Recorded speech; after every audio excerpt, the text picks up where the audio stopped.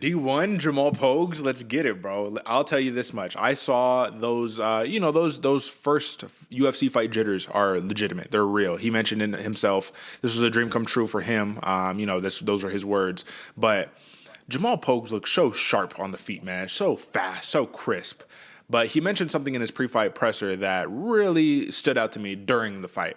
Because I was wondering, I was like, Pogues, man, you're tagging him every time on the feet. Why aren't you just sticking on the feet? Why do you keep blast doubling this dude? Why do you keep trying to take him down?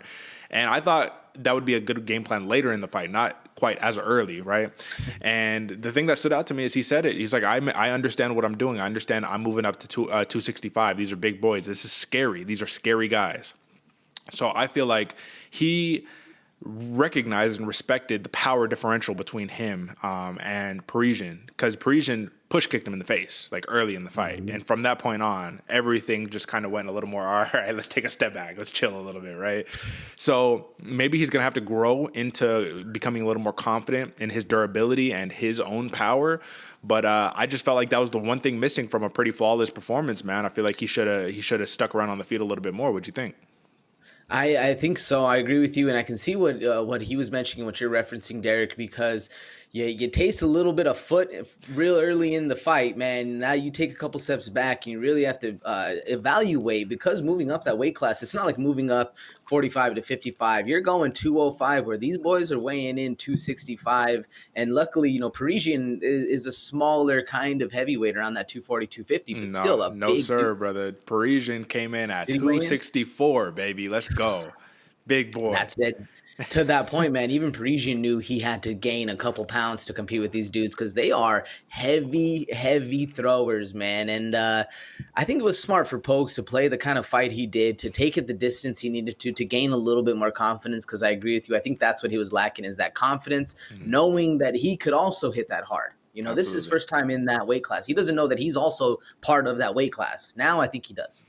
So can we admit as well, another, I think, player, man, in this division? We know heavyweight is very bare when it comes down to the top guys, the ranked guys. And I think Jamal Pogues can insert himself into that ranked scenario very quickly because of his attributes, man. This dude can wrestle. He can strike. He's a Brazilian Jiu-Jitsu black belt. Like, what else do you want from the man? You know what I'm saying? He can take it wherever the fight needs to go. And to see his ability over the course of 15 minutes, this dude didn't just land like 1 or 2 takedowns and it's like, oh, I'm gassed. This dude landed 5 takedowns on like 8 or 9 attempts. Bruh, like, you don't see that at heavyweight. I'm not going to say this is, because obviously his game plan is much more balanced, but is this another like Curtis Blades-esque type guy? Curtis Blades-esque with a little bit sharper hands to start, so he's going to grow into something a little better. I can see what you're talking about, Derek. And thinking about it going into, all right, is this guy ready for a top 15? Probably. Is he ready for a top 5? No, but anywhere in between that number 8 to number 15, that's an exciting matchup for Pogues to really get his career started. Because you're right, Derek. They're thirsty for some competition at the top, and they're thirsty for somebody to come in and say, hey, I'm taking everything y'all been working for. This is my division now. They don't have that at heavyweight. They have people vacating. They have people leaving. I know John Jones just came in and he's going to take over, but at least from that 8 to 10, it's pretty sparse.